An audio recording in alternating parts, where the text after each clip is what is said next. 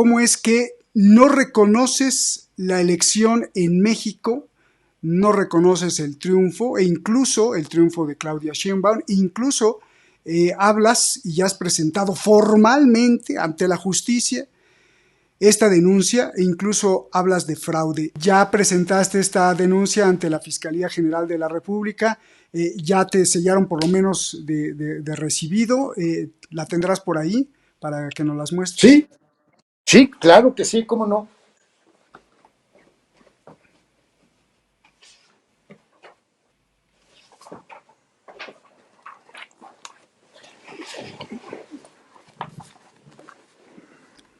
Esta es la denuncia y ahí está el sello de recibido de la oficina, leo ahí, del fiscal general de la República, bien, el 8 de julio del 2024. Y ya, Así es. o sea que Son ya 70 hojas. 70 hojas. Mira, Roberto, el artículo 54 de la Constitución Política de los Estados Unidos Mexicanos que no puede, que no puede tener todos. Lo que dice la Constitución clarísimamente, la aparición de un delito y de un delincuente. ¿Por qué dices que se implantaría un sistema comunista aquí en México? ¿Y cómo sería ese comunismo cuando tenemos también pues la influencia, si no es que la bota de Estados Unidos encima? Guillermo, tú dices que esta elección es inválida y es fraudulenta por varios motivos. Uno, por la participación del presidente de la nación, de la república. Otro, porque hubo participación de votantes que no son mexicanos, que son extranjeros. Otra, porque estas son algunas de las impugnaciones. Entonces, eso supera el porcentaje. Claro, para poder cambiar la Constitución, que es finalmente lo que quieren. Pero no únicamente quieren eso, sino que le están dando un golpe al legislativo. Y dijiste que, yo entiendo, interpreto que dijiste que el móvil es prácticamente imponer el comunismo, y que nadie votó por, o que muchos no votaron, o que la mayoría no votó. Nadie votó, no estaba en la plataforma. ¿Qué pasaría? Esto provocaría que se repitieran las elecciones, que se declarara fraude y que va de nuevo la elección. El programa de hoy es muy, muy delicado y hay que poner mucha atención. El programa de hoy es muy delicado porque vamos a tocar cosas verdaderamente importantes para una nación, para un país. El programa de hoy es muy delicado, pero aquí en Detrás de la Razón le tenemos que dar voces, le tenemos que dar voz. Aquí en Detrás de la Razón le tenemos que dar voz a todas las voces y es necesario escucharla. Soy Roberto de la Madrid y esto es Detrás de la Razón. Comenzamos.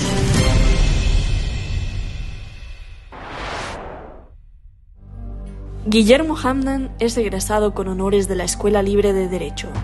Trabajó desde los 20 años en materia penal. Estuvo en la PGR.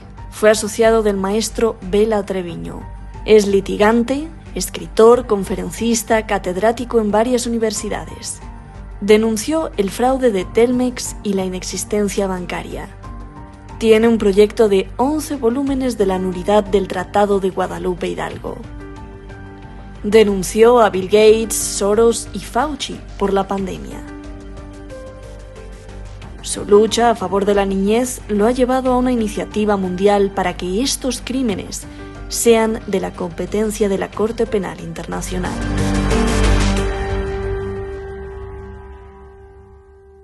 Está con nosotros el abogado, jurista, investigador, escritor Guillermo Hamdan, al cual pues recibimos siempre con mucho gusto. Y el día de hoy es muy especial porque nos traes una denuncia, nos traes un levantamiento de voz y, como decía al principio en Detrás de la Razón, todas las voces se escuchan y la vamos a escuchar con mucha atención, y como el tema es muy sensible y muy delicado, pues con una atención mucho mayor que cualquier otro programa. Así que adelante, Guillermo, y la primera pregunta es, a ver, ¿cómo es que no reconoces la elección en México? no reconoces el triunfo, e incluso el triunfo de Claudia Sheinbaum, incluso hablas y ya has presentado formalmente ante la justicia esta denuncia e incluso hablas de fraude. Te vamos a escuchar con mucha atención, por favor, Guillermo, adelante. Perfecto. Roberto, querido, mira, estoy evidentemente preocupado por el derrotero que han tenido las elecciones federales del día 2 de junio. Principalmente porque después de estudiar y de analizar varios documentos, pues no queda más que el hecho de afirmar que fue un fraude electoral mayúsculo y que fue una elección de Estado, y que con esta elección de Estado hay dos temas muy graves. El tema a un ataque al Estado, que es el ataque al poder legislativo, y también el golpe de Estado que se le pretende dar al poder judicial. Algo quizás nunca visto ni comparado desde hace muchísimos años. Me permito explicar lo siguiente. Evidentemente, hablando, hubo muchísimos motivos de un fraude electoral. Esto está mencionado en la denuncia. Pero principalmente hablando, no voy a analizar más que lo que se puede entender como es una elección de Estado, en donde básicamente hablando, el Tribunal Electoral del Poder Judicial de la Federación, el único tribunal competente constitucionalmente para declarar a la próxima presidenta electa de nuestro México y de declarar todo lo relativo a las elecciones, ha decretado hace algunos días que el presidente violó la imparcialidad y la equidad que debe de imperar en la justa comicial. Esto ya es una cosa juzgada, esto ya es la certeza de que en México el presidente violó la Constitución y violó las leyes electorales. Pues bien, denostando a la candidata opositora, permitiendo las precampañas desde hace 3 años, denostando a los partidos de la oposición desde hace aproximadamente ya 6 años, permitiendo o solapando cuando menos el hecho de la participación de determinados servidores públicos a favor del partido gobernante. Esto fue denunciado inclusive por el propio Marcelo Ebrard, que forma parte de Morena, permitiendo un gasto exorbitante en cada voto, porque el límite de la campaña de los costos del voto era aproximadamente de 10 pesos.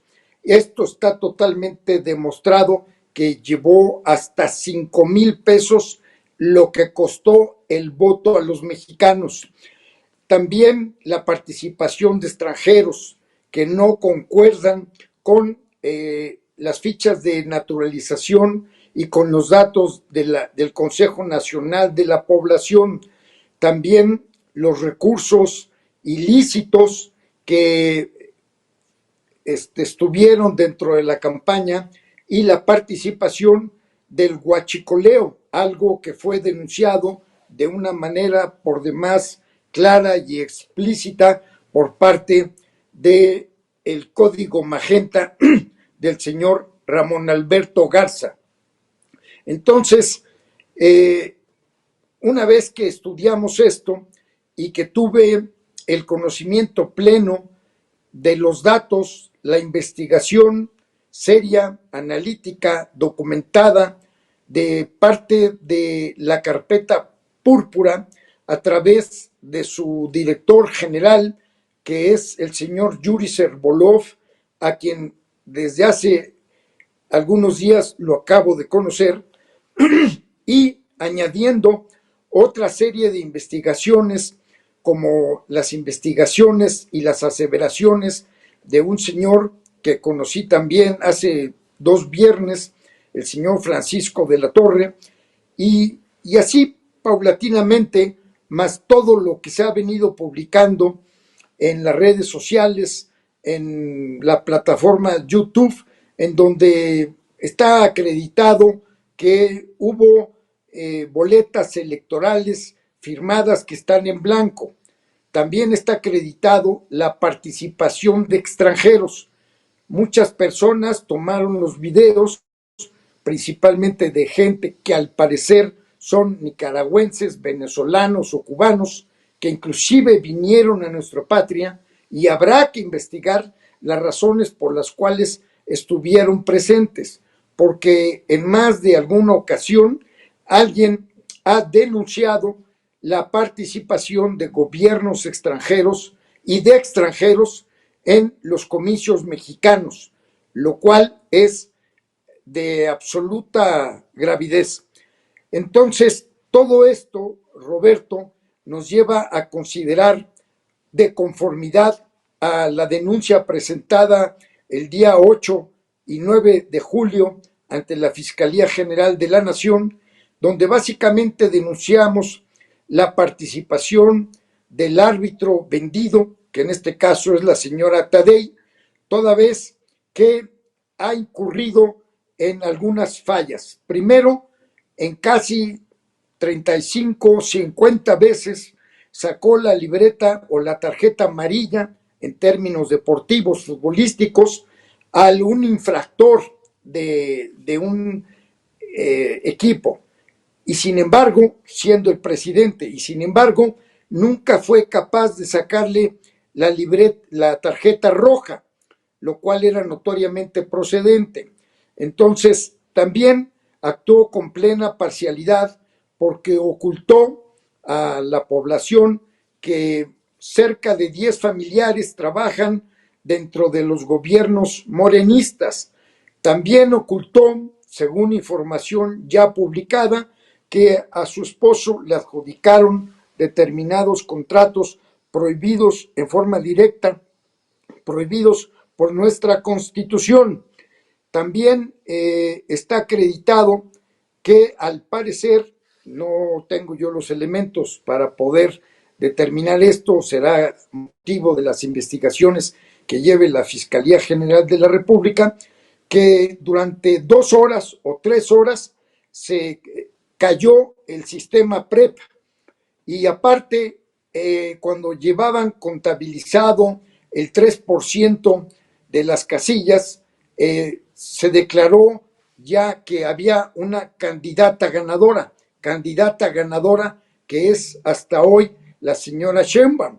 Y digo candidata ganadora porque el Tribunal Electoral del Poder Judicial de la Federación es el único tribunal competente que puede en un momento determinado declarar la legalidad de las elecciones y quién es la parte ganadora.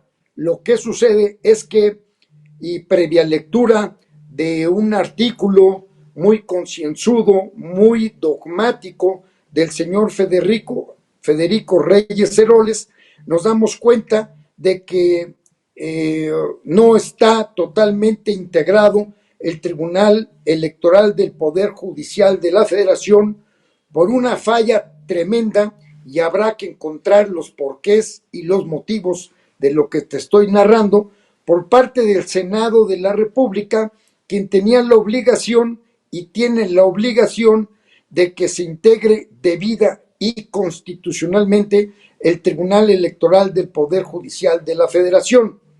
Entonces, también otra serie de hechos muy graves en cuanto a todo el tema del huachicoleo, y por eso denunciamos la participación del presidente del partido Morena, porque tendrán que aclarar, conforme a las investigaciones que se han hecho en México, pero muy principalmente con el tema del huachicoleo en los Estados Unidos, en donde es factible considerar que hubo dinero sucio en las campañas electorales, lo que por sí mismo sería suficiente para anular la elección.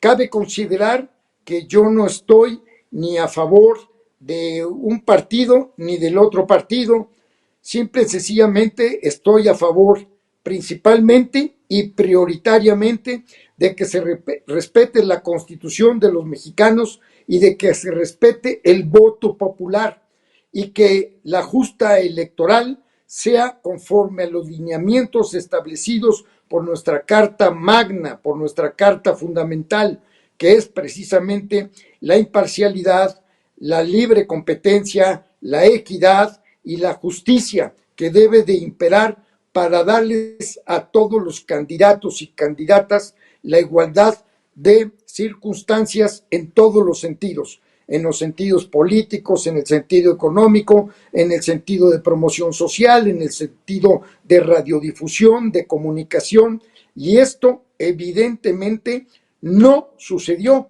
y por eso es que me atrevo, valga el permiso, de señalar que bajo mi consideración y atendiendo a la sentencia del Tribunal Electoral del Poder Judicial de la Federación, esto es una elección ilegal, principalmente por la participación inconstitucional del presidente de la República y de otros miembros del Partido Morenista.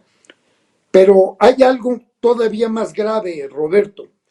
El presidente de la República, desde inicio del sexenio, ha sometido y sojuzgado al poder legislativo.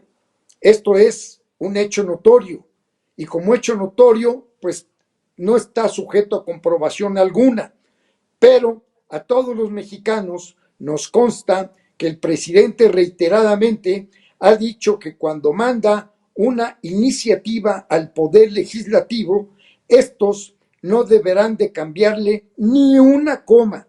Nada más imagínate el sometimiento, el atrevimiento por parte del presidente en sojuzgar a uno de los tres poderes de la Federación, como reza nuestro artículo 49 constitucional, que es el Ejecutivo, el Legislativo y el Judicial. Y este artículo menciona que por ningún motivo ni bajo ninguna consideración dos o más poderes deben de estar sometidos a una persona o grupo. Y en este caso, el presidente de la República, al momento de girarles instrucciones al poder legislativo, evidentemente hablando, está incurriendo en fuera de la competencia legal. No tiene él facultad legal para sojuzgar y para someter al poder legislativo, pero como la mayoría son morenistas, lo cual también es un verdadero atropello, toda vez que una vez que han sido electos, los diputados no únicamente representan a los miembros que votaron por ellos, sino que representan y deben de representar también a aquellos que no votaron por ellos. Entonces, estos... Antes de que sigas, para que, perdóname, pero mi trabajo es ir compactando la información para que el público le vaya entendiendo. Dijiste la participación del presidente, y aún peor, después de decir de la participación del presidente, el presidente también de alguna forma ordena o presiona al poder legislativo para que se legisle sus propuestas. Pero antes, en la elección, ¿cómo participó el presidente López Obrador en la elección? Eso quiero que quede claro, por favor. ¿Cómo, desde tu punto de vista, participó el presidente? No lo digo yo, lo dice la autoridad competente, que en este caso es el Tribunal Electoral del Poder Judicial de la Federación. Y el presidente participó en esta elección del 2024 por actuar con plena parcialidad e inequidad, lo cual es violatorio de la Constitución y así ya está establecido. Entonces, si me permites, continúo con el tema del golpe de Estado al Poder Legislativo. Por favor.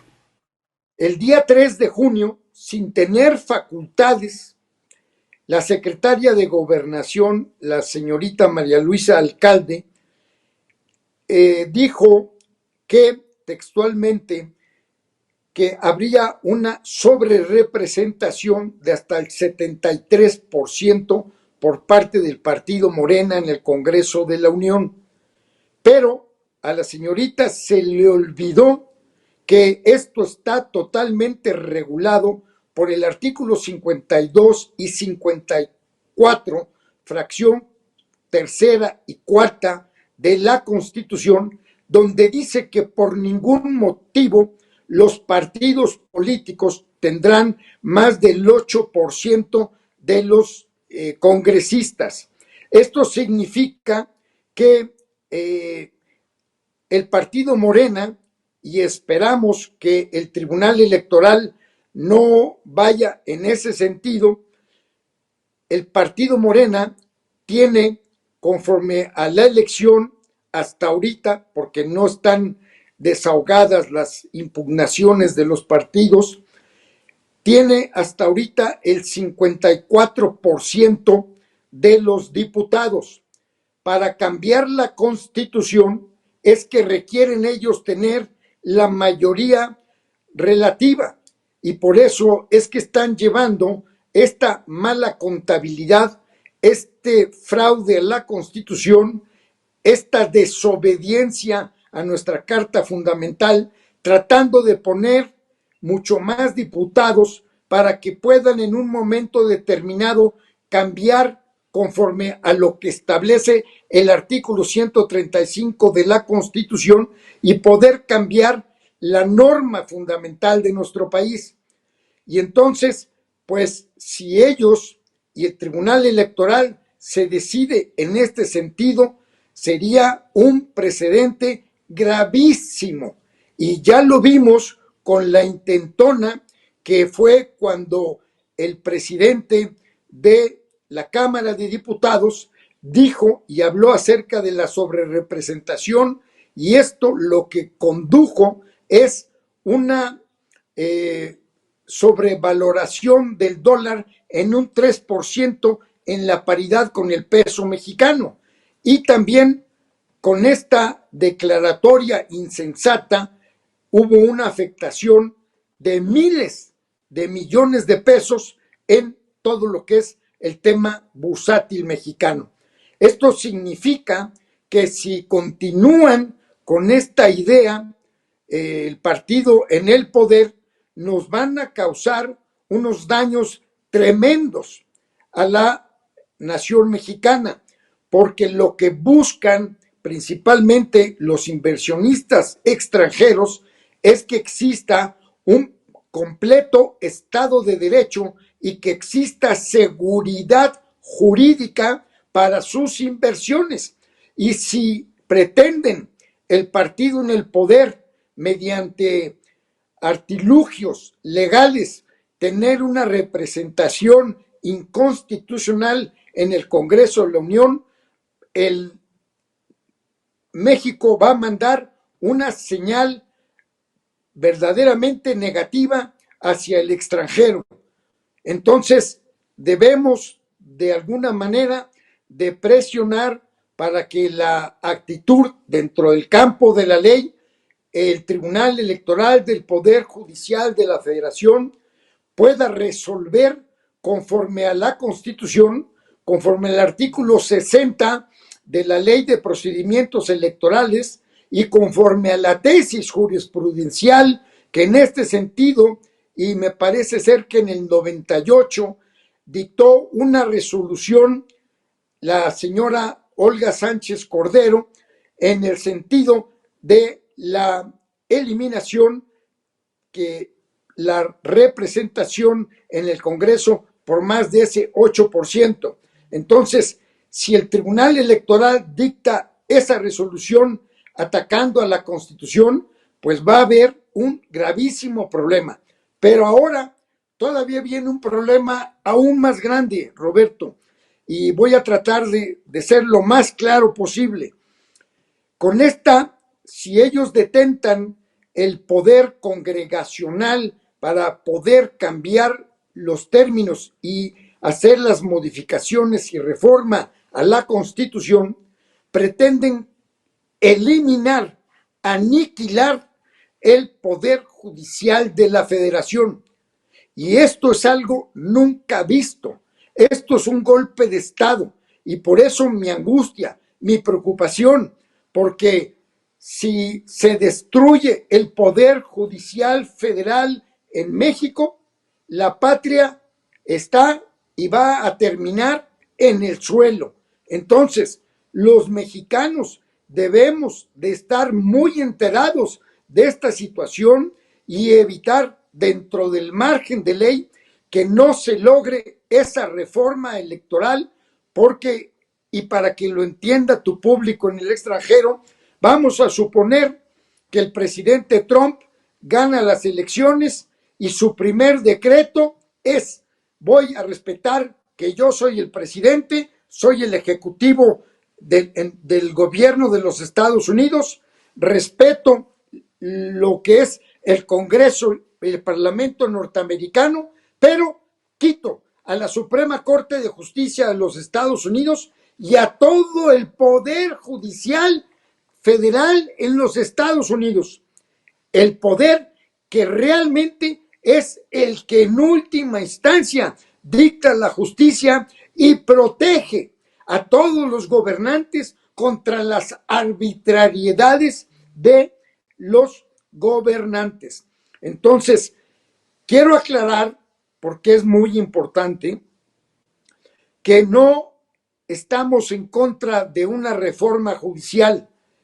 Una obra humana siempre es perfectible, no puede ser perfecta, pero de alguna manera esa reforma, esa modificación sí se necesita, porque hay evidentemente debilidades y ciertos grados de corrupción, y son juicios a veces muy dilatados y muy costosos.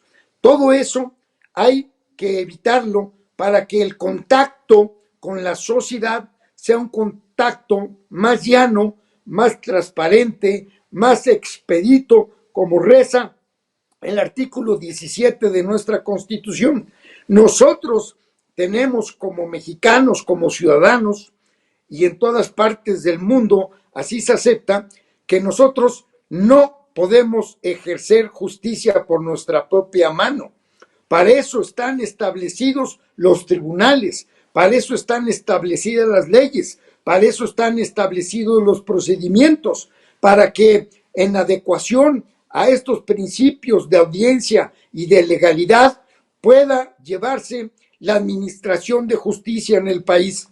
Entonces, esto no está únicamente en la Constitución, también está declarado en la, y reitero, la Declaración Universal de los Derechos del Hombre, en la Convención Interamericana de Derechos Humanos y en el Pacto de Derechos Civiles, Políticos, Económicos y Sociales.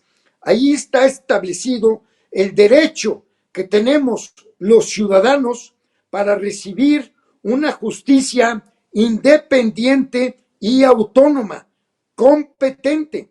Entonces, ¿cómo es posible que dentro de este contexto, aparte, quieran nombrar a los jueces por elección popular? Nada más imagínate la gravedad. En ningún país del mundo, más que en Bolivia, hablando para tu audiencia extranjera, es donde se implementó este sistema, pero este sistema está considerado un total fracaso, porque en los términos en que se mide la justicia a nivel mundial, de 144 estudios de los países, Bolivia tiene, me parece ser que el 138. Entonces, es un verdadero fracaso, pero aparte, es el mayor de los riesgos, mi querido Roberto, porque tú imagínate si alguien va a hacer mi campaña y me va a elegir, pues evidentemente hablando, mi voto va a estar comprometido con quien me fundó o me fondió mi campaña respectiva, lo cual evidentemente hablando, y creo que es fácilmente entendible, el gran peligro que van a correr los juzgadores cuando se aparece o plata o plomo. Entonces, imagínate la situación que van a correr los juzgadores, los magistrados, magistradas y los ministros de nuestra nación. Ya basta de que se viole la Constitución, ya basta de que se agreda al Poder Judicial, ya basta de la desunión de los mexicanos, ya basta de encontrar y de hacer encono entre nosotros mismos. Ya la historia nos ha demostrado lo que ha sucedido con los mexicanos cuando hemos estado desunidos, cuando hemos estado separados. Concluyo, muy sencillo, o nos unimos o nos hundimos. Gracias, Roberto, por darme la oportunidad de expresar en palabras lo más sencillo posible mi preocupación a efecto de que el pueblo de México sepa el grave riesgo que estamos corriendo. A ver, no te me vayas todavía porque tengo varias preguntas. Hablaste primero, antes de irme hasta el principio, hablaste de que, y no entendí yo, ¿cómo es esto de que en la Constitución dice que no se puede tener más del 8% de los diputados? Explícame un poquito eso porque no lo entendí o escuché mal, por favor. No, permíteme tantito. Sí, dale. Mira, Roberto, el artículo 54 de la Constitución Política de los Estados Unidos Mexicanos, concretamente en sus fracciones, un minutito, Roberto. No. Para que la gente lo mire. Mira, dice, artículo 54, la elección de los 200 diputados según el principio de representación proporcional y el sistema de asignación por listas regionales se sujetará a las siguientes bases y a lo que disponga la ley. Okay. Aquí está en amarillo. Dice, fracción cuarta, ningún partido político podrá contar con más de 300 diputados por ambos principios. Es decir, hay 500 diputados, Roberto. Okay. Son 300 electos por una mayoría y hay 200 diputados plurinominales. Hay 500 diputados, pero el partido Morena le corresponde únicamente el 54% de esos diputados, pero no el 73%. ¿Con qué objeto están haciendo esta situación? Con el objeto de hacer los cambios constitucionales. Dentro de los cambios constitucionales pudiera ser un cambio de régimen. Ya de alguna manera desde el inicio del sexenio, el presidente de la República ha dicho que a partir del 2018, más que un cambio de gobierno, él lo que busca es un cambio de régimen, lo cual yo creo que los mexicanos no hemos votado porque se nos imponga un sistema comunista, principalmente en México, atendiendo al Foro de San Pablo, que me parece ser que todos entendemos que es uno de los objetivos con los cuales la cuarta transformación está caminando. Entonces, esto es muy grave. Y respondiendo más precisamente a tu pregunta, en la fracción última de la fracción quinta dice, obtenga un porcentaje de curules del total de la Cámara superior a la suma del porcentaje de su votación nacional emitida más el 8%. O sea, el tope es el 8%, lo dice la Constitución. Entonces estos señores, y concretamente la secretaria de Gobernación, sin estar en sus funciones, quiere nombrar y designar curules.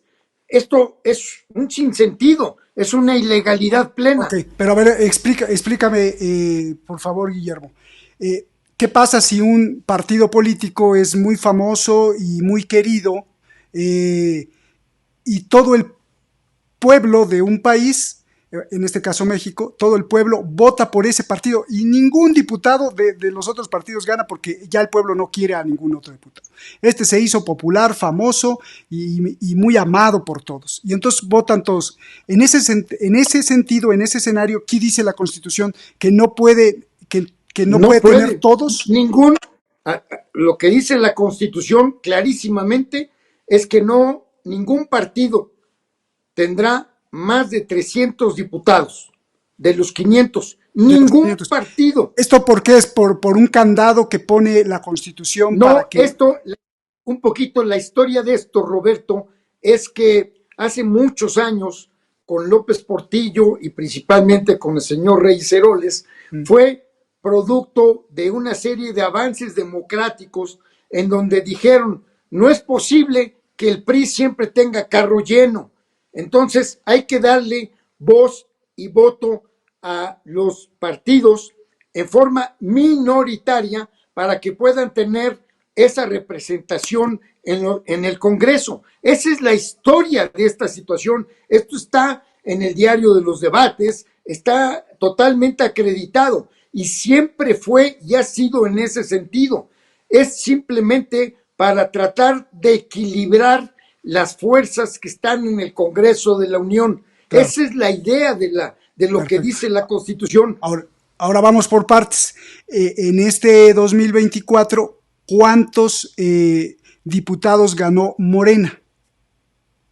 Según esto, no más del 54%, porque hay que considerar que Morena dice, no, es que votó por mí la mayoría del pueblo mexicano. Okay. Pues está totalmente equivocado, porque más o menos son 100 millones de personas que están electoralmente identificadas. Y por Morena creo que votaron 34, 35 o hasta 40, no te lo podría yo determinar así con forma absoluta, y entonces significa que el 60%, que sí es la mayoría de esos 100 millones de habitantes, son 60, pues no votaron por Morena.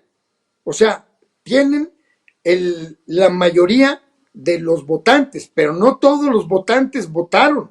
Entonces, es una falacia decir que arrolló Morena. No, arrolló si hubieran sido 100 millones de habitantes votando nada más por ellos, cosa que no sucedió. Tengo duda, hay 500 diputados, 300 son por voto directo, tengo entendido, directo. O sea, y los otros 200 no los vota la gente. ¿Cómo se eligen esos otros 200? Por una representación proporcional. Okay. Es decir, cuando tú vas a votar, dices, yo voy a votar por este señor directamente, pero para los efectos de los diputados plurinominales, es este señor por el que voy a votar. Okay. Y entonces, ahí es un problema matemático, aritmético, en donde dicen, vamos a ajustar para ver quiénes son dentro de los plurinominales los que van al Congreso de la Unión. De ahí es el tremendo pleito que está ahorita. Ahora, porque sí, perdón por no dejarte avanzar. No. Y ahora en tu denuncia estableces que de estos 500, de estos 300 que son de voto directo, ¿cuántos quiere Morena? Los 300, y de los plurinominales, ¿cuántos quiere Morena? Los 200. En total están tratando de manejar 373 diputados. Ok. Entonces, ¿eso supera el porcentaje? Claro, para poder cambiar la Constitución, que es finalmente lo que quieren. Pero no únicamente quieren eso, sino que le están dando un golpe al legislativo al sentar en una curul, en una diputación, a alguien que no tiene derecho ¿Por qué? Porque está en contra de la Constitución, como te lo estoy manifestando y te lo estoy demostrando. Entonces, esto es muy claro. Ahí está en amarillo lo que te estoy comentando, mi querido Roberto. Artículo, No es ¿artículo qué es? Artículo 54, fracción cuarta y fracción quinta de la Constitución. Entonces, entiendo que si algún día el país quiere cambiar la Constitución, sí se puede, pero no en el sentido de que todos los diputados de un partido voten al mismo tiempo, sino los diputados de la propuesta, que podría ser la mayoría, más aparte, la minoría tendría que levantar la mano y decir, sí, me convenciste, estoy de acuerdo. O sea, esto sería un candado democrático. Exacto. Eso es porque la Constitución, para ser modificada o reformada, se requieren las 2/3 partes del Congreso de la Unión. Si no se aprueba por las 2/3 partes, si no se ponen de acuerdo estas 2/3 partes de diputados y senadores, entonces no puede haber cambio constitucional. Por eso es que es fundamental que ellos traten de agandallarse el Congreso de la Unión, lo que para mi consideración es un golpe de Estado. Bueno, no para mi consideración, para cualquier persona que pueda leer lo que estoy leyendo y sea fácilmente entendible que están realmente pretendiendo en una manera totalmente ilegal agandallarse al Congreso de la Nación. Entonces, por eso estamos ante un golpe de Estado, una tentativa de golpe de Estado. Lo van a querer hacer. Entonces, en base, ¿y quién tiene la última palabra de esto? El Tribunal Electoral del Poder Judicial de la Federación.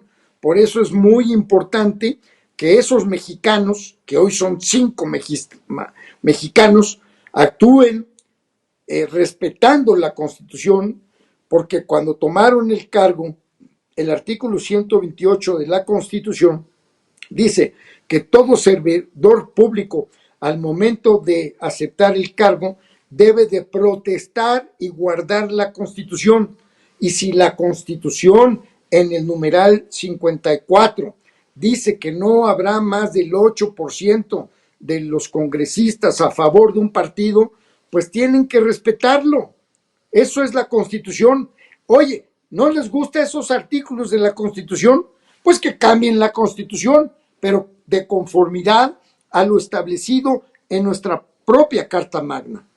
Entonces, ese es el motivo. Y el segundo motivo de lo que denomino yo un golpe de Estado o tentativa de golpe de Estado, pues es un ataque desmedido, insano, no lógico contra todo el poder judicial de la Federación, porque dicen que son una bola de corruptos.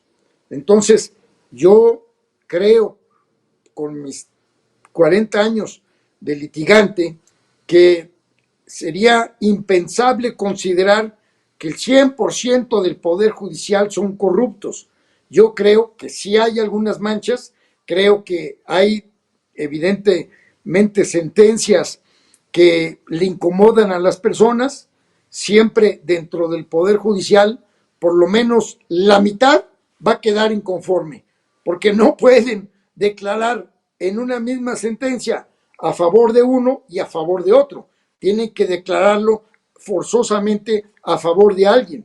Y entonces, quien resiente los agravios de una sentencia, pues es evidente que no está de acuerdo y va a hablar mal del Poder Judicial. Esto es clarísimo. Pero eso no significa que el Poder Judicial sean corruptos o que sean incompetentes.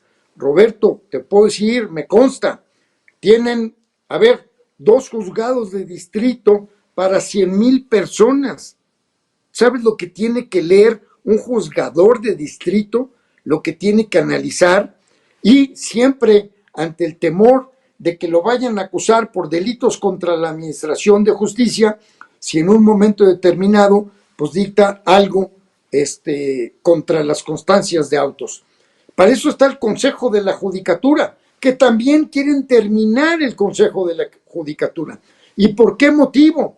Porque el Consejo de la Judicatura es el órgano del gobierno del Poder Judicial para regular que los jueces, magistrados, actúen de conformidad a derecho. Entonces, y por otro lado, se establece una carrera judicial. No es posible que de la noche a la mañana, en contra de lo establecido también constitucionalmente, pongan a una ministra que no tiene ningún conocimiento ni de las leyes, y ya sabes a quién me estoy refiriendo, ni tiene ningún conocimiento porque nunca cursó una carrera judicial. Todos los días le llaman la atención, todos los días dicta unas resoluciones y da unas participaciones totalmente incoherentes. Una ministra que fue electa, o no fue electa, fue designada de una manera totalmente en fraude a la Constitución, porque al ministro y traidor Saldívar le quedaba solamente un año en el Poder Judicial, y este señor renunció, nunca aclaró cuál era la causa grave de su renuncia a un cargo, lo que ya per se constituye un delito, mientras no acredite cuál es esa causa grave. Pero todo mundo sabemos que la causa grave, entre comillas, fue aparecerse a favor del partido morenista, cuando vale la pena recordar también que el presidente de la República, en un acto de las mañaneras, dijo, es que cuando estábamos con el presidente de la Corte Saldívar, se le podían dar instrucciones o expresar en qué términos o bajo qué condiciones deberían de dictarse algunas resoluciones judiciales. Pues esto es un atropello a la independencia y a la autonomía del Poder Judicial que también ha tenido ataques en este gobierno para quitarles ilegalmente también partes de sus emolumentos y no darles la cantidad de dinero necesaria para el buen funcionamiento, cosa que también hizo el presidente en contra del Instituto Nacional Electoral. Entonces tenemos un presidente que, en lugar de aplicar y respetar la ley, nos está llevando a una anarquía, nos está llevando a una dictadura. El pueblo de México no quiere una dictadura. Nadie ha votado porque exista una dictadura. Votamos porque exista un Estado de Derecho, porque se respete la Constitución. Por eso votamos los mexicanos. Por eso debe de respetarse la voluntad popular. Antes de hacerte otras 2 o 3 preguntas, quiero recapitular, pues para que nos quede clarísimo y al público le quede clarísimo. A ver, tú dices que esta elección es inválida y es fraudulenta por varios motivos. Uno, por la participación del presidente de la nación, de la República. Otro, porque hubo participación de votantes que no son mexicanos, que son extranjeros. Otra porque... Estas son algunas de las impugnaciones que están por resolverse, Roberto. No okay. Todas las impugnaciones están resueltas. Perfecto. Ahora, es así para resumir estos elementos y entre otras cosas me imagino que también en la cuestión de los votos, en la cuestión de, me dijiste otro elemento, fue el árbitro que fue totalmente... pues no fue imparcial, sino fue parcial, y bueno, toda esta serie que ya explicaste. Mi primera pregunta en este sentido es, a ver, si yo acuso a mi vecino o alguien me acusa a mí, Roberto, o yo te acuso a ti, Guillermo, de que pues me robé un coche o que tú te robaste un coche y voy y presento una denuncia, pues me van a decir, bueno, ¿y qué pruebas me ofreces de que Guillermo se robó tu coche? Entonces presento 2 o 3 pruebas y ya será la autoridad quien acepta o no la denuncia. En este sentido, ¿tú presentaste algún tipo de prueba para que empiece toda esta denuncia que tú estás manifestando, Guillermo? Sí, mira, Roberto, de hecho, el viernes pasado ya de alguna manera se conformó el libro, en donde es de distribución gratuita, no se cobra un solo peso en este sentido, para que las gentes puedan distribuir y entender y poder analizar sobre la veracidad o no de lo expresado por tu servidor. Entonces, yo principalmente tomé las investigaciones totalmente fundadas por parte de principalmente de la Carpeta Púrpura, que es una revista que tiene más de 30, 40 años dentro del medio político mexicano, que goza de absoluto prestigio, y entonces toda esa investigación seria, acreditada, es lo que de alguna manera me da pie a fundamentar la denuncia, pero estoy denunciando hechos.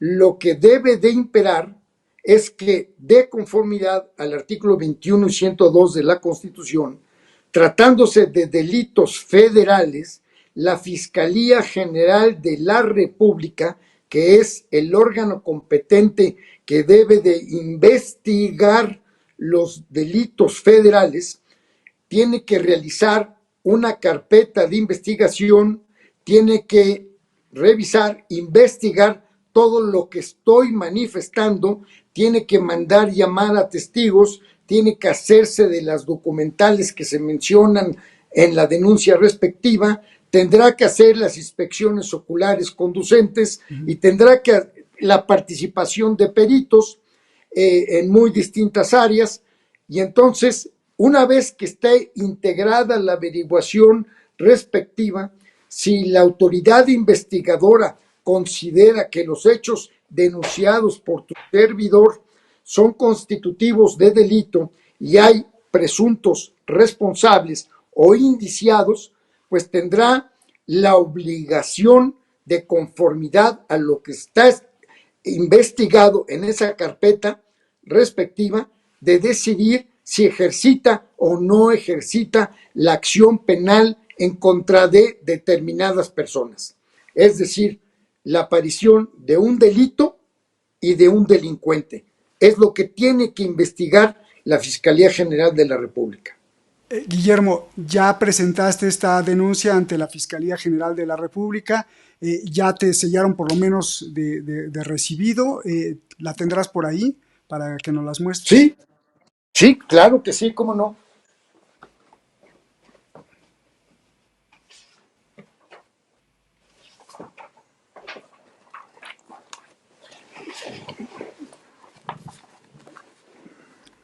Esta es la denuncia y ahí está el sello de recibido de la oficina, leo ahí, del fiscal general de la República, bien, el 8 de julio del 2024. Y ya, así es. O sea que son ya 70 hojas, 70 hojas, en donde expreso mi sentir en el sentido de las irregularidades y la probable comisión de delitos. Yo no le imputo delitos a nadie, yo simplemente denuncio hechos que presumo delictuosos y por eso acudo a la Fiscalía General de la República. Pero es el Ministerio Público de la Federación el que tiene que investigar hoja por hoja de todo lo que estoy diciendo. ¿Tú crees que si no me asistiera la razón, mi querido Roberto, voy a formular, después de mucho análisis, de mucho estudio, 70 hojas? Todo está, aquí viene las investigaciones, los antecedentes de hecho, y aquí pongo de la carpeta púrpura de cómo se hizo el fraude. Y entonces aquí vienen todos y cada una de los elementos, y de las pruebas en relación a este sentido, vienen todas las comprobaciones. Entonces, pues no es una denuncia cualquiera. Es más, en el punto petitorio segundo, le pido al fiscal de que si de alguna manera yo he falseado los hechos o estoy diciendo cosas en contra de la verdad, pues que me finque responsabilidad por falsedad rendida ante autoridad distinta de la judicial. ¿Estás consciente de eso? ¿Estás consciente de eso? Porque no es falsear la verdad a otra persona, que eso ya es, pues, es grave, sino que estás falseando la verdad contra el país entero que asumió, digo, en el sentido de que el gobierno y los tribunales han calificado la elección ya. No. Es para que te metan a la cárcel en caso de que estés mintiendo, ¿no, Guillermo? No, es que todavía no se ha declarado el Tribunal Electoral. Ah, ok.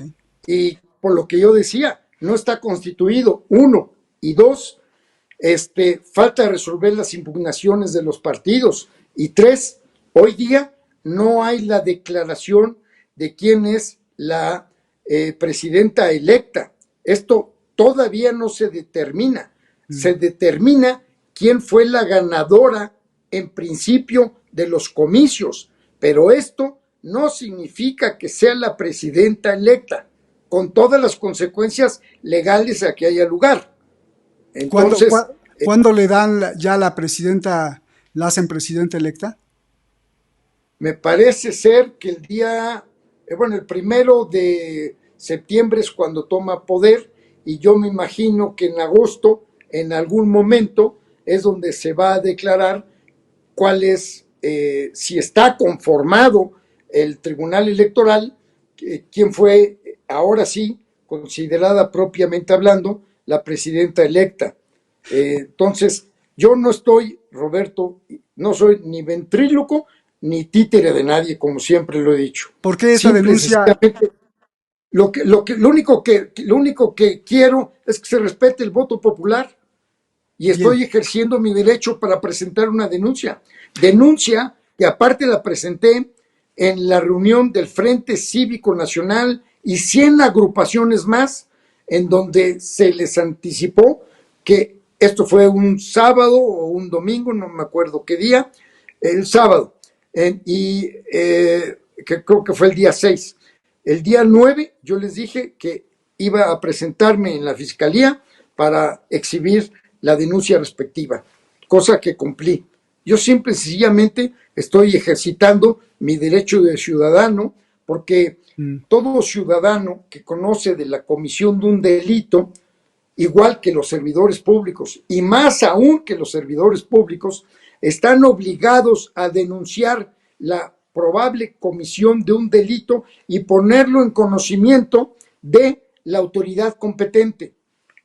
Por ejemplo, y de alguna manera va una crítica al Poder Judicial, la señora Yasmín Esquivel es una señora que plagió su tesis de abogado y su tesis doctoral. Esto es irreversible. Ya desafortunadamente la UNAM no ha hecho la declaración al respecto, pero de que hubo un plagio de una tesis de abogado y que hubo un plagio de su tesis doctoral, entonces no reúne los requisitos para ser ministra de la Suprema Corte de Justicia de la Nación. Cada vez que aparece la señora tomando participación, está incurriendo en un delito que se llama delito del ejercicio indebido del servicio público, y todas sus resoluciones pueden ser afectadas de nulidad. ¿Dónde están los abogados? ¿Dónde están las barras?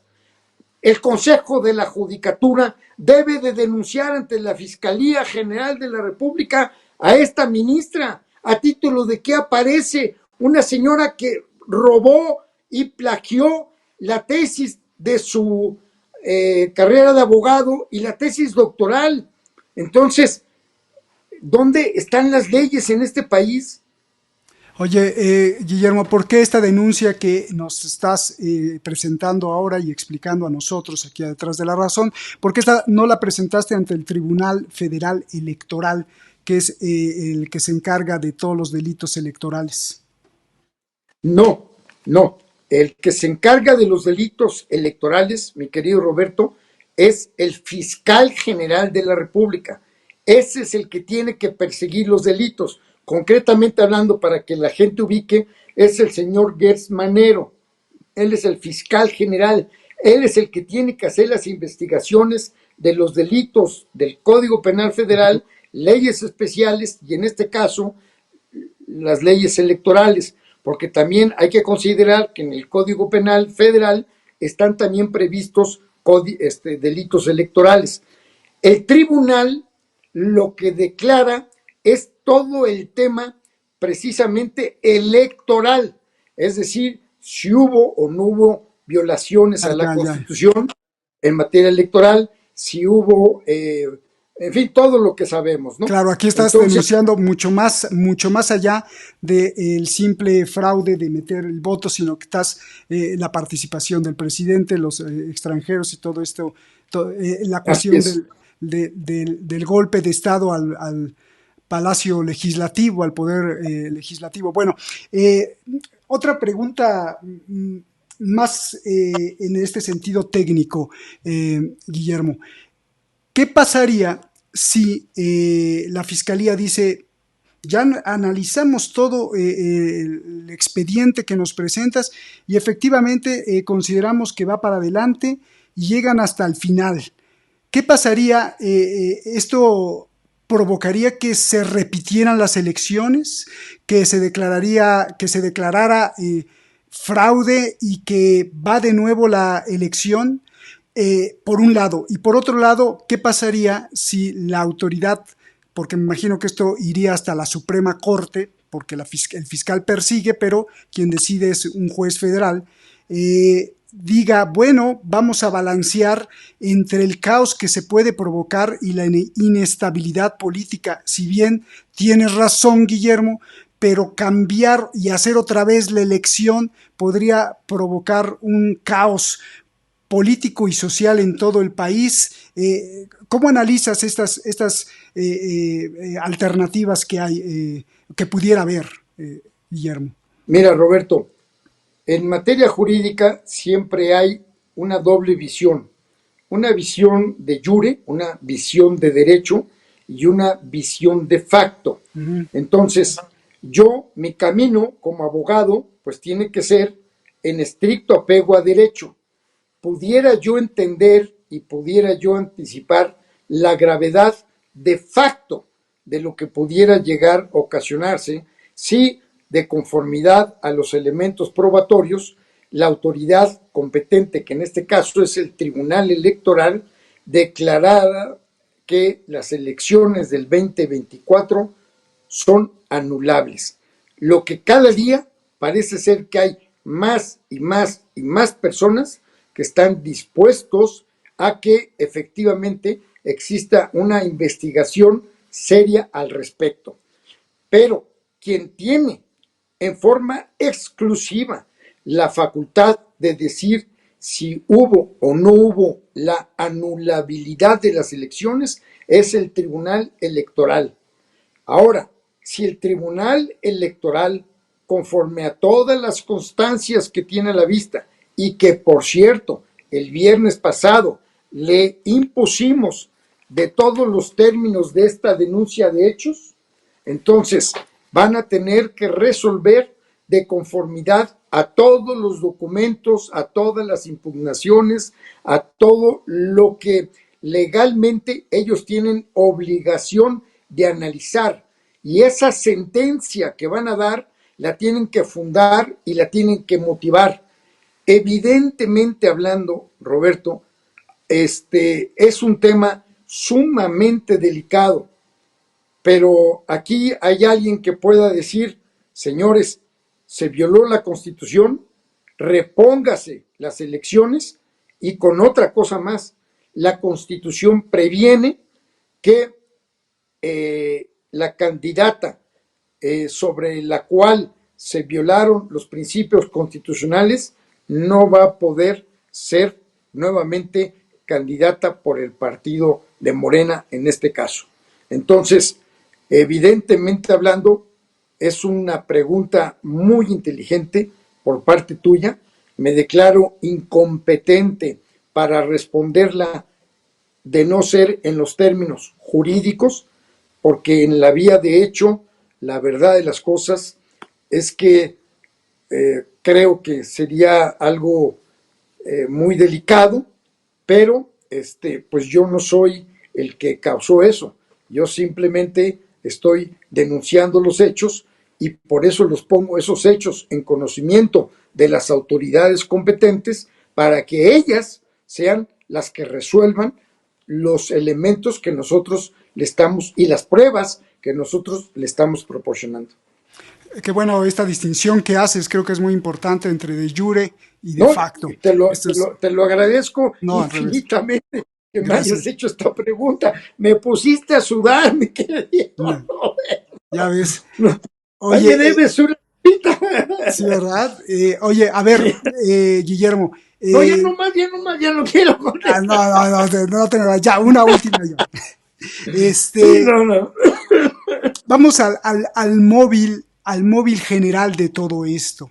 Ya lo dijiste al principio que todo esto es como un camino hacia cambiar pues prácticamente todo el régimen de gobierno en México, es decir, de cambiar todo el sistema para hacerlo otro sistema diferente al que hemos tenido por muchos años. Y dijiste que, yo interpreto que dijiste que el móvil es prácticamente imponer el comunismo y que nadie votó o que muchos no votaron, o que la mayoría no votó. Nadie votó, no estaba en la plataforma. A nadie se le dijo, oye, ¿quieres o no quieres el comunismo en México? Lo hubieran preguntado. Y ellos que son tan dados en un momento determinado a hacer consultas populares, antes de que cambien la Constitución, pues pregúntenle al pueblo sabio para ver si quiere o no quiere formar parte de un comunismo. Y entonces, pues evidentemente viviremos como Venezuela, como Nicaragua, como Cuba, con todas las consecuencias que esto trae, ¿no? Sí, aquí me gustaría que solo nos los explicaras y nos dejaras claro. ¿Por qué dices que se implantaría un sistema comunista aquí en México? ¿Y cómo sería ese comunismo cuando tenemos también pues la influencia, si no es que la bota de Estados Unidos encima, Guillermo? Bueno, si existiera un cambio constitucional y ellos evidentemente podrían interponer y poner un sistema comunista en el país, porque según ellos lo harían de conformidad a la Constitución, si es que logran la mayoría relativa. Entonces, pero si no logran la mayoría relativa, se salva el país y no vamos al comunismo, mi querido Roberto. Si vamos al comunismo, adiós propiedad privada y adiós, bueno, en fin, sería catastrófico. Adiós poder judicial, adiós derechos, adiós libertad de expresión, lo que sabemos que sucede dentro de los regímenes comunistas en Latinoamérica principalmente, ¿no? Bien. Y tenemos los casos clarísimos de Venezuela, de Nicaragua, de Cuba, y con todo el respeto hacia esos pueblos, la verdad es que los gobiernos de esos pueblos han afectado muchísimo a esas poblaciones, tanto ricas como pobres, ¿eh? Claro. ¿Tú has visto algún hecho o varios hechos que nos los puedas decir, que digas, estos me refiero a los políticos de la 4T y de todos los otros también, del PRI, del PAN, que se unen también a la 4T, y sobre todo ahora del nuevo gobierno de Claudia Sheinbaum, que digas, esto que está haciendo es camino seguro y sentencia a que México va a ser comunista? Te lo pregunto, ¿sabes por qué, Guillermo? Porque, pues porque también es mi labor, independientemente de la estima que te tengo, pero yo lo que he visto, porque aquí hice también la investigación de Claudia Sheinbaum, es que desde noviembre pasado, Claudia se ha reunido con los principales o parte de los principales líderes más poderosos del neoliberalismo.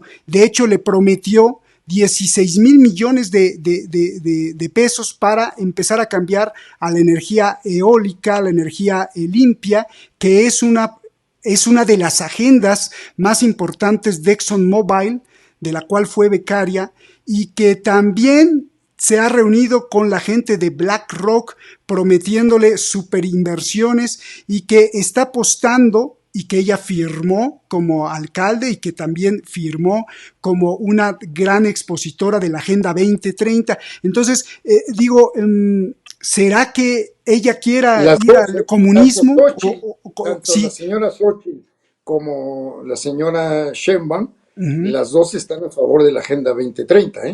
Sí, Esto es muy delicado. Hay que considerar de dónde salió una y de dónde salieron la otra señora. Sí. Una estudió en la Fundación Rockefeller, y la otra salió del Foro Económico de Davos, del señor Karl Schwab. Entonces, ella misma lo reconoció. Entonces, eso es evidentemente preocupante. Pero contestándote tu pregunta, Roberto, hace algunos años hubo un congreso que se llamó el Foro de San Pablo, o San Paulo, porque fue en Brasil. Y básicamente hablando, se dijo que para implantar un régimen, hay alguna pequeña confusión entre socialismo y comunismo, no voy a entrar en este tema, pero es el empoderamiento de un líder moral, el empoderamiento de la cuestión de la militarización del país, el acaparamiento de los mayores medios de comunicación, evidentemente un ataque a la libertad de expresión, el ataque a las religiones, principalmente a la religión católica, llámese Virgen de Guadalupe, el ataque a el control de los recursos naturales de una manera absoluta, el hecho de siempre provocar la división y el encono entre los pobladores, el empobrecimiento de la clase más débil en el sentido para poderla seguir controlando, la promoción de bonos populares, que esto no les suena a la gente de alguna manera totalmente manifiesta que se está llevando a cabo en forma estricta estos objetivos que no los digo yo hago la invitación a tu respetable público a que acuda a internet y chequen objetivos del Foro de San Pablo. Y nada más se van a dar cuenta que lo que estoy manifestando es la absoluta verdad. Bien. ¿Qué pretendes en un año que pase o qué crees que vaya a pasar en un año con esta denuncia? ¿Cómo va a ir avanzando? Porque eso se necesita rapidez, que te contesten y pues luego las cosas aquí se empantanan extrañamente. ¿Cuál es tu expectativa?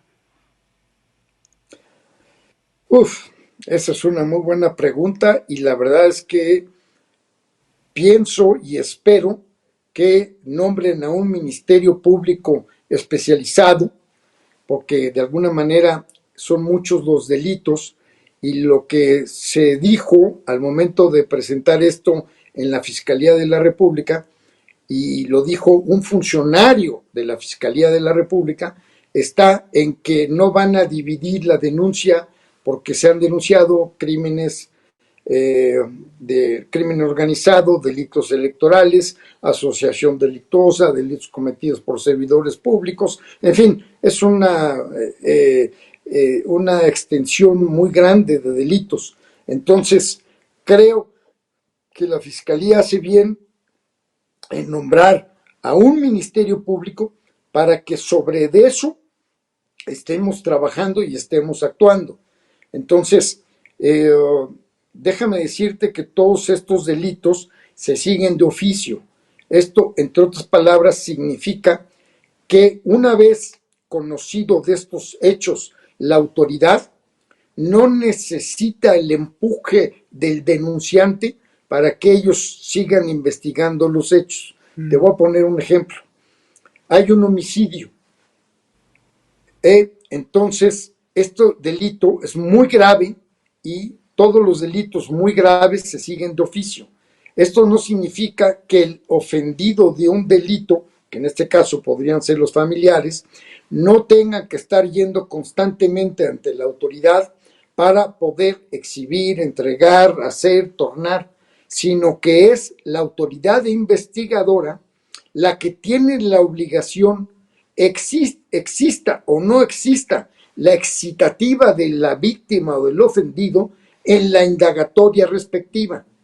No sé si me explique. Sí, sí, claro. O sea, tienen que investigar a fuerzas, tengan o no tengan mi participación, tengan o no tengan mi consentimiento y conocimiento para realizar determinadas investigaciones. Lo tienen que hacer porque si no incurren en responsabilidad penal. Porque el hecho de que no se investigue, el hecho de que se desvíen las investigaciones, de que no se realicen las diligencias necesarias, es motivo de responsabilidad. Y entonces no creo, la verdad, que la autoridad investigadora, que se presume independiente y autónoma, no realice las investigaciones respectivas que deben de integrar toda la carpeta de investigación.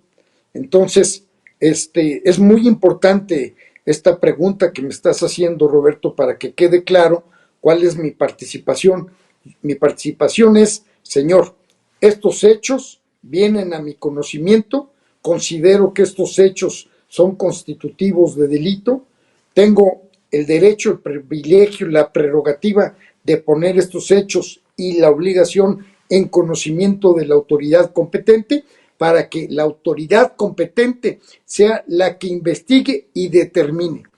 Si yo no estoy de acuerdo con la resolución final, pues tendré evidentemente recursos que hacer valer y, llegado el caso, pues no me gustaría por ningún motivo llegar a la Corte Interamericana de Derechos Humanos para que se me considere y en un momento determinado pueda proceder alguna resolución en donde vamos a pasar una gran vergüenza internacional, en donde si la Corte Interamericana de Derechos Humanos dice no se ha investigado correctamente y le violaron al pueblo de México en esa votación todo lo que es votar y ser votado, y no se le entregó la justicia de conformidad a todo lo que hemos analizado, la verdad es que en adecuación al artículo 133 de la Constitución, los pactos y los convenios internacionales sí forman parte de la ley suprema de toda la Unión. Y ayer escuché que un diputado que conozco dijo que por ningún motivo México se va a sujetar a los organismos y a las leyes internacionales. Pues, ¿y este señor quién es para acabar de un plumazo la vigencia de las convenciones y los pactos internacionales que México celebró por conducto del presidente y con aprobación del Senado, como lo establece la Constitución? O sea, es puro sinsentido, es puro acto antijurídico, no tienen ni idea del derecho y sin embargo tan campantes. Una declara que hay sobrerepresentación, el otro declara determinada cosa, el otro declara que no se respetarán los tribunales internacionales. Pues, señores, ya basta de que no se respete la Carta Fundamental, de que no se respete la Constitución. Hago un llamado a defender al Poder Judicial de la Federación, hago un llamado a las barras de abogados, hago un llamado a las universidades, a los estudiantes de Derecho, a que de alguna manera nos manifestemos dentro del marco de ley, es decir, sin violencia y sin armas, para poder manifestar nuestro rechazo a que se siga vulnerando el Estado de Derecho en el país. Pues muchas gracias por explicarnos esta denuncia que haces y ya pues se te está juntando también la otra porque denunciaste estuviste en contra y presentaste, creo que formalmente, contra la vacunación, las vacunas por no ser probadas, y bueno, y asististe a los huevazos contra la Organización Mundial de la Salud, le aventaron huevos ahí al edificio, y bueno, pues siempre ahí, por favor, yo te pido, Guillermo, que nos mantengas informados de cómo van las cosas, de cómo va contestando la autoridad competente, para saber qué pasa, porque pues esta denuncia que haces sin duda no es a una persona, no es para una persona, sino afecta el destino de toda la nación. Así que pues... hay más de 100 organizaciones civiles que de alguna manera están tomando participación y conocimiento de los hechos de esto. Entonces yo también autoricé a las barras mexicanas, principalmente a las comisiones de derecho penal, para que si quieren tener acceso a las investigaciones, simplemente con que se acrediten que son miembros dentro de la comisión penal de las barras de abogado, para que tengan acceso, porque soy el denunciante y tengo derecho a decidir a quién autorizo a consultar o no consultar las investigaciones respectivas. Y por ese sentido, para hacer más cristalina mi participación, pues evidentemente hablando, lo pongo a la consideración de las personas que autorizo para que estén siguiendo dentro de las formalidades de ley el proceso o procedimiento, mejor dicho, respectivo. Pues gracias por la explicación y por favor, insisto, nos mantienes informados de cómo va el proceso y qué es lo que está pasando. Un abrazo, Guillermo. Y la patria es primero, querido Roberto. Cuídate mucho. Gracias. Y sobre todo, pues el bienestar de cada individuo creo que es muy importante, la salud social y sobre todo y más que todo, justicia, porque si no hay justicia, pues no hay paz y no hay estabilidad. Es muy importante, siempre la justicia. Gracias y nos mantienes, insisto, informados. Nos vemos hasta la próxima. Un abrazo, Guillermo. Un abrazo.